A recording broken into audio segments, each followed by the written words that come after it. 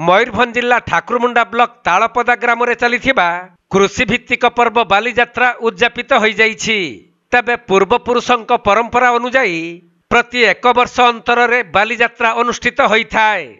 तेणु गत वर्ष डाल पर्व होइथिबा बेले ए वर्ष महासमारोह रे बालीजात्रा पालित होइछि। एही ग्राम रे 7 दिन धरी बालीजात्रा अनुष्ठित होइथाय।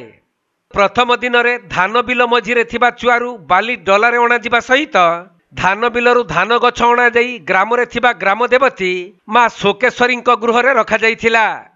परे सेठारे रखा जाइथिबा बाली डला सह मां लक्ष्मी प्रतीक धान गछ को निर्दिष्ट गायकंकु नेई 7 दिन व्यापी ग्रामर महिला माने विषय वस्तु आधारित पारंपरिक गीत गान करती।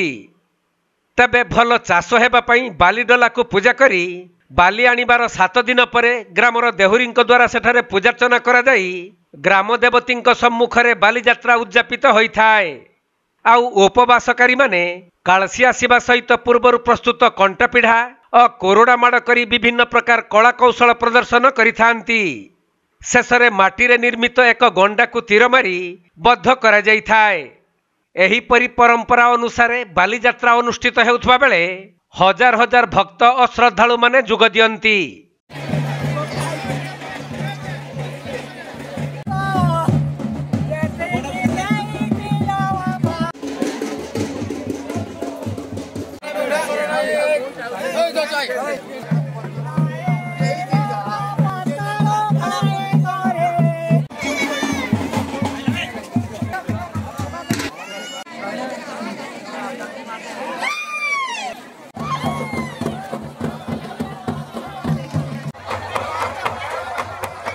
मयूरभंज जिला करंजियारू सचिदानंद पलेईंक रिपोर्ट कोणार्क लाइव।